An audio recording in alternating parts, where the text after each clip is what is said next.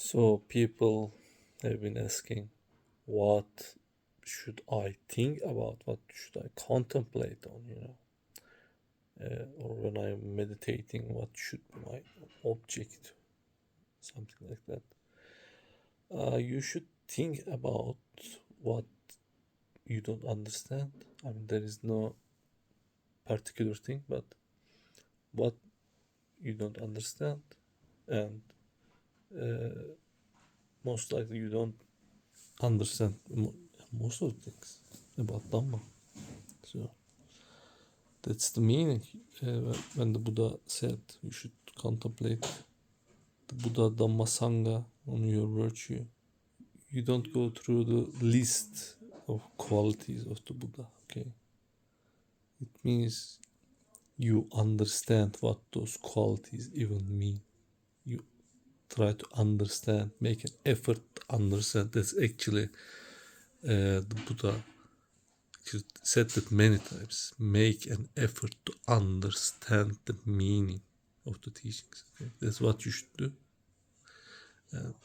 For example, you could contemplate Bahiya. It is like puzzling for many people.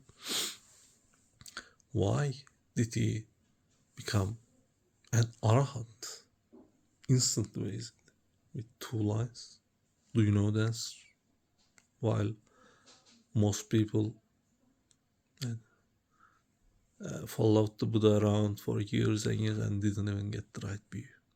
So, how did the Bahiya become an arahant in instant? Yeah.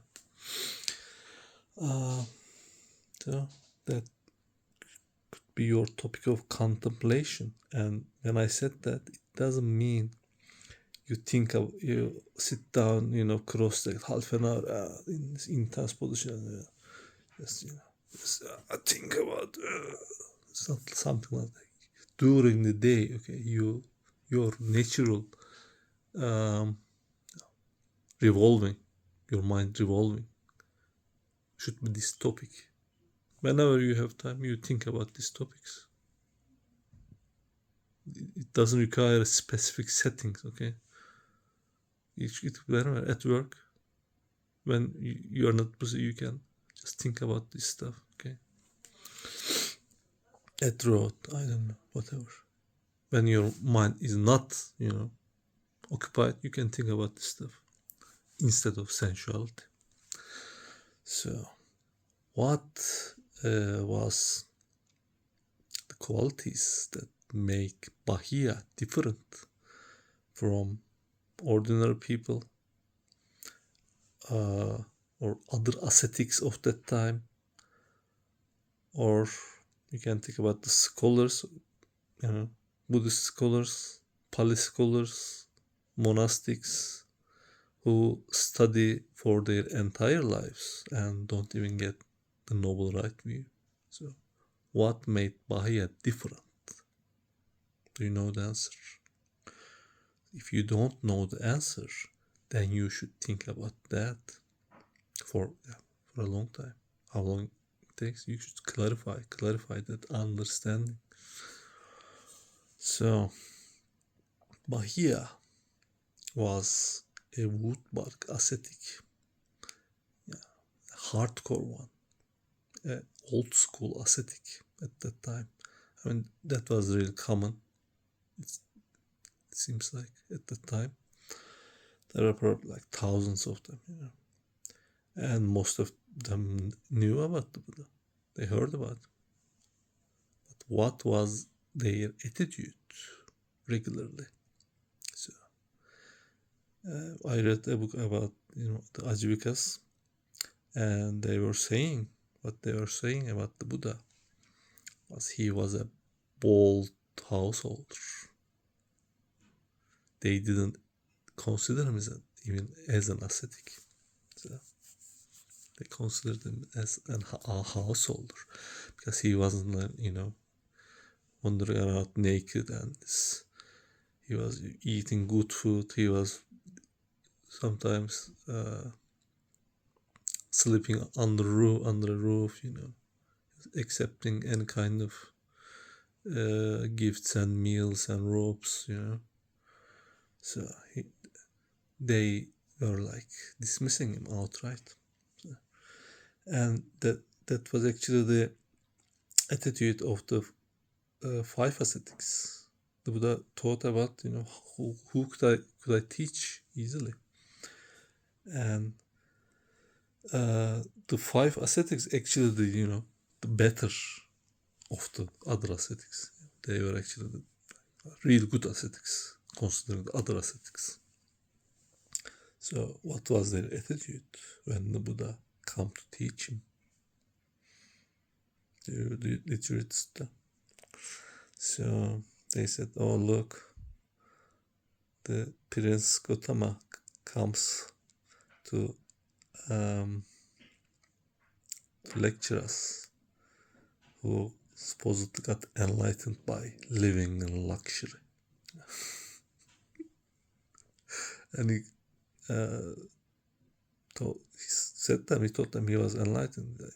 Oh, tell us how you got enlightened by living in luxury. Okay, this was their attitude of those ascetics. That was the very common actually. Okay? That pride and arrogance. Okay? That was like really, really common among the ascetics. So, and the Buddha had to actually convince them, okay, look, just lend an ear, just spare your time, just listen, okay, you will understand. You have all the development, okay, you are secluded from sensuality, hardships, rough things. I mean, you are developed, you just need to listen. But most ascetics didn't even want to, because of their arrogance, okay, because of their attitude. So most people don't understand the importance of the attitude.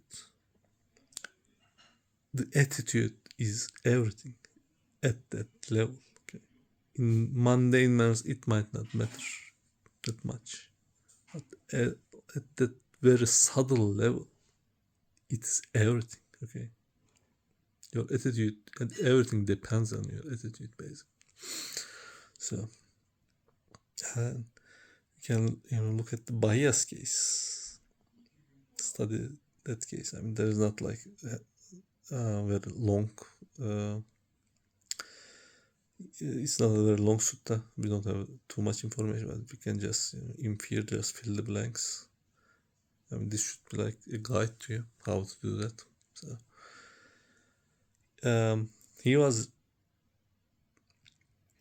he thought he was enlightened basically because on the surface he had no impurities, even on deeper layers. He lived in that rough environment for so long, okay, and he was just more, more wisdom, more insight from other 99% of other ascetics. And he probably had jhanas. He was like free of sensuality, ill will, even pride, even arrogance. He didn't have any of that.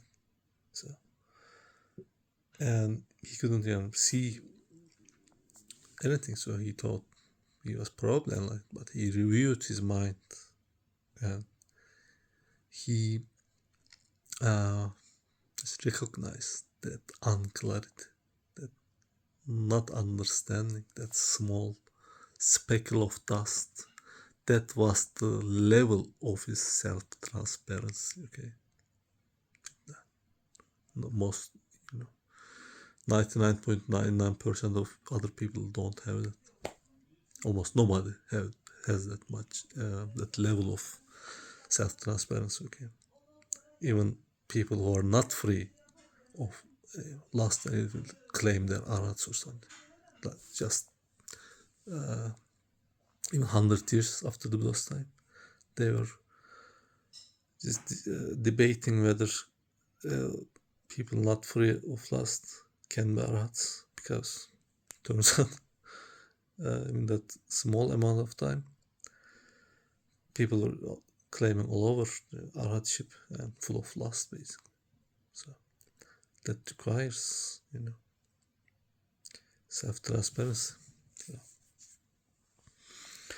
and Bahiya recognized, okay, that he was actually not fully enlightened. So, and a Deva told him that what he needed, the information he needed, was from the Buddha. And now the position, think about the position he was in. He was like old school, very, very, very tough ascetic. Okay, like living in the forest, not living under a roof. Just eating whatever rough things, whatever he finds on the floor. Dung or whatever. Just living in wooden bark. Wears wood bark, not even. For example, for Buddhists, the hemp cloth considers, very extreme. He wears the rough bark. Just very, very rough. So, now what happens? He goes around and finds the Buddha, who is much younger than him, okay? Who is much more lax than him. He wears comfortable clothing, okay? He eats good food. He sleeps under a roof, okay? He accepts whatever, is offered to him. He's not that strict. From the point of view of the average ascetic, they don't even consider him listening to him, okay? They consider him just they consider him a householder. They didn't consider him as an ascetic.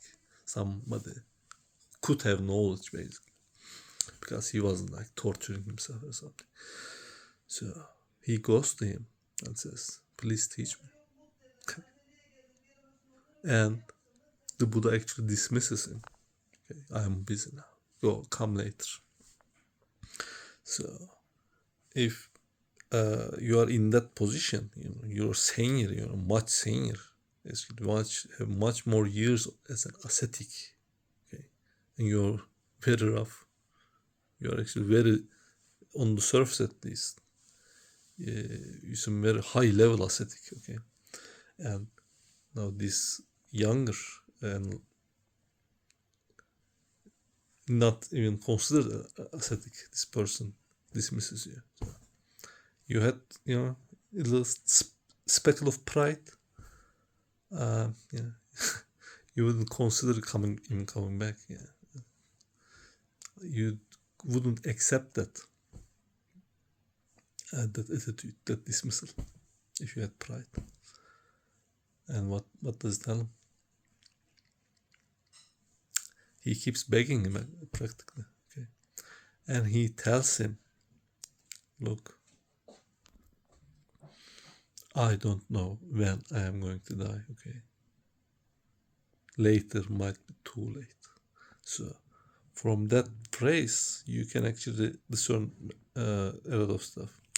He had that perception of death developed. That was like, the Buddha was urging monks to develop that perception, like every in-breath or something. He had that. Okay? That death was right on his face. And you can just imagine that, perception of that being the cutting edge of practice, just cuts through all defilements. You can imagine that.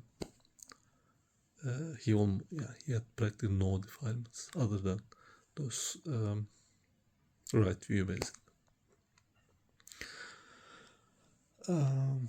So, and you can compare that to other examples. For example, in the earlier texts in Atthakavagga and Sutta Nipata, the Buddha makes observations of other ascetics, and they were like living in proper environment, and actually they have developed with regard to their sensuality and other heart endurance and whatever, but they were doubling down on their views, on their arrogance, on their pride. Okay, they were debating this heart debate shit, what you call hot debates, and would mock them when someone loses the debate, tucks his tail under his legs and just brutes, just hunched over, just just mock them to no end. If that is your concern, but the endless and one part and one side, the whole existence, your existence, the whole suffering, whole burden, whole samsara, and you are worried about winning an argument. You can now see this all over the internet. People just, to win an argument over the internet or something. They just go through those hours of, coming up with, whatever, straw mess on straw mess, come up with just to win this argument, this internet points or something. So, that is not your concern, okay? Your concern is getting right view, getting enlightened, and that's does not happen with winning arguments, okay? So that happens understanding, and understanding happens with clarifying what you don't understand first. So, and the general attitude of now people approaching Buddhism, you see this question a lot, just almost everybody. Just this question. Okay, how can I reconcile Buddhism with my beliefs, my views? Okay. I have these views, but Buddhism has the Buddha had different views. So how can I reconcile them? Which means, how can I interpret, just twist, the Buddha's teachings to fit what I have? It should be the opposite. There is no understanding when you just assume you are just coming with the knowledge. You already know. You already have all the right views, okay? You have 99% everything, you have everything. Just maybe, a little twist, No. You don't have the basest simple thing, okay? You don't have the base. You don't, let alone the other levels, you don't have the right base, right point of view. You don't even have that. So you can just assume you don't know anything. That's a better position than assuming you know everything, okay? Just assume you don't know what is right and what's wrong, and really you don't know, okay, until you have right view. And if you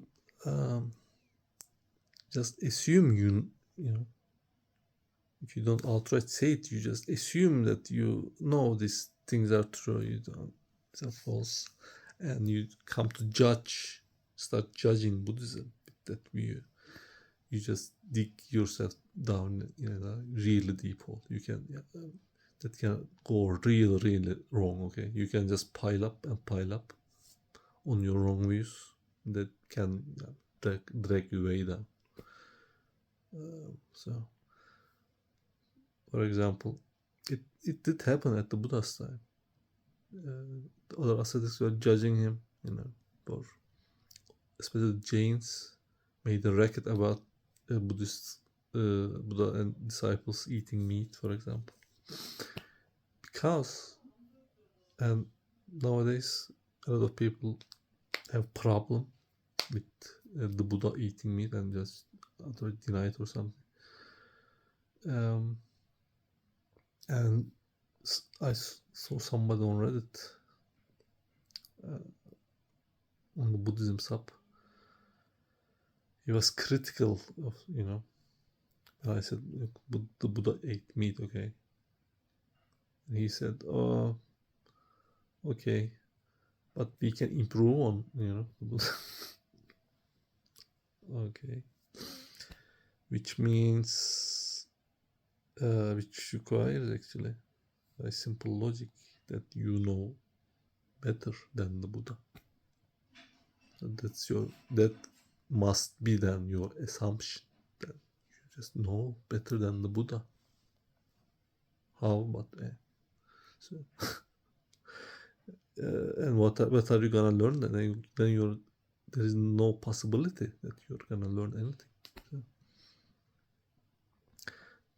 this could be your contemplation. Okay, for example.